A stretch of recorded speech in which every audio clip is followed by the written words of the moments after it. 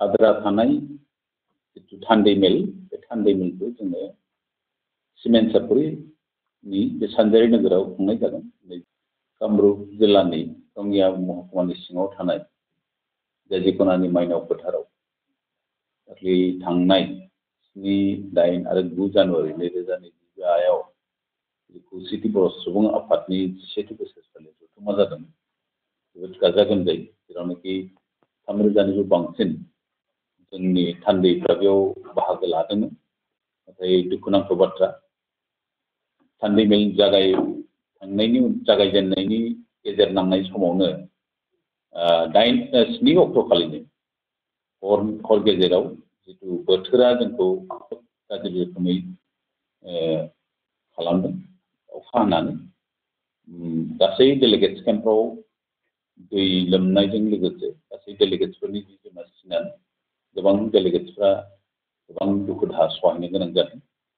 बेनिखायनो आद्रा थानाय डेलिगेट्सखौ बे 8 अक्ट'खालि दोनथ'नाय जायो। आरो लोगोसे जिथु गेवलां मेल खौसेथि बर' सुबुं आफादनि जिथु गासै थासारियानो हाब्रु जाजोबदोंमोन गासै बे माइनाव फोथाराव, बेखौबो दोनथ'नो गोनां जादों। बेनिखायनो जोङो आद्रा थानाय जोंनि डेलिगेट्सखौ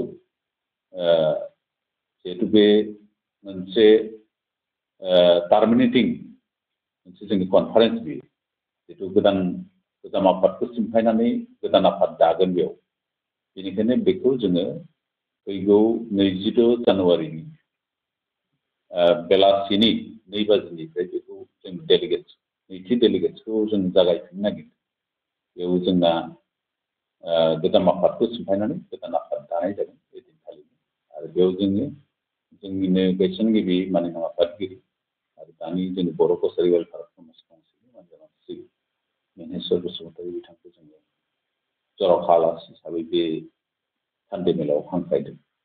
बेजों लोगोसे जोंनि गं 22 जिल्ला लोगोसे मेघालय, बेयाव जोंहा मोनसे कमिटि दं, आरो अरुणाचलाव बिथांमोननिफ्राय डेलिगेट्स माखासे फैगोन। जों नैबे सानजारि नोगोरनि सिमेन्ट-सापरियाव जों बेयावनो खालामगोन बे डेलिगेट्सखौ। आरो बेयावनो जोङो गोजाम आफादखौ सिमफायनानै गोदान आफाद दागोन।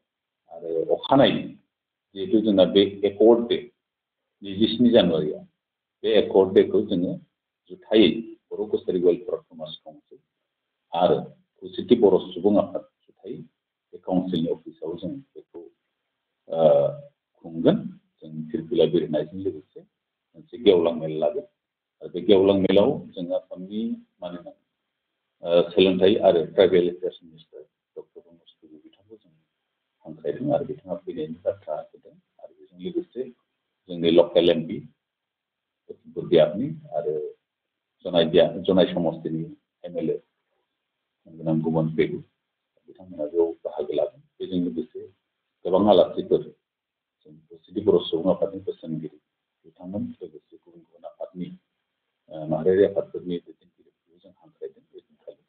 आरो जों मोनसे आसा खालामदों, जितु बर' कसारि वेलफेयार समाज काउन्सिलनि गामि सोसननाय बिनि बियाब दानाय, बेखौ बिसायख'थिसिम लांनायाव सोरकारा दासिम बेसेबांनि खामानिखौ मावनो आवगायदों बा हाखो, बिनि मोजां मोनसे रिजाल्ट मोनगोन होननानै जों आसा फारिदों। आरो बेनिखायनो जोङो बे मेलाव गावनि खुगाजोंनो बुंहोनो थाखाय मानगोनां ट्राइबेल एफेयार्स मिनिस्टार डक्टर प्रमद बर'आ बिथांखौ गाहाय आलासि महरै जों हांख्रायदों।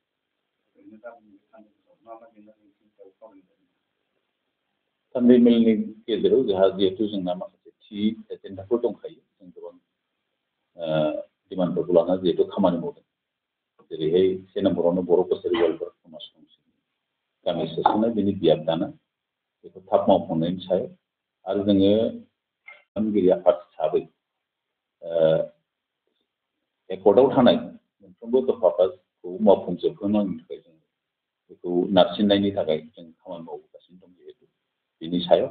आरो बेजों लोगोसे स्पेसियेलि जोंनि बिटिआरनिफ्राय जितु सोलोंथाइनि बेबस्था, बिनि सायाव सावरायनाय जागोन 6.3नि सायाव।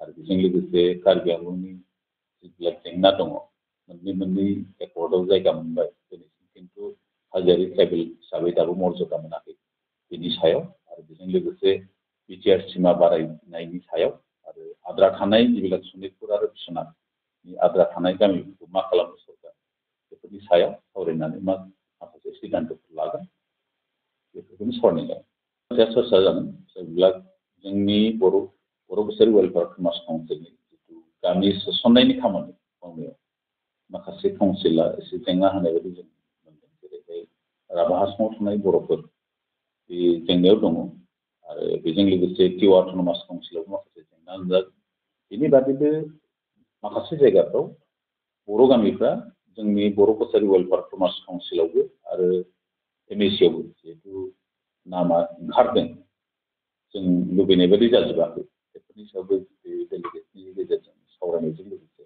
जिहेतु बिफानारि मन्थ्रि फैगोन बे मन्थ्रिजों रायज्लायनानै जों एक्सप्ल'र खालामना लानो हायो बेनि सायाव डेलिगेट्सआवबो सावरायनाय जागोन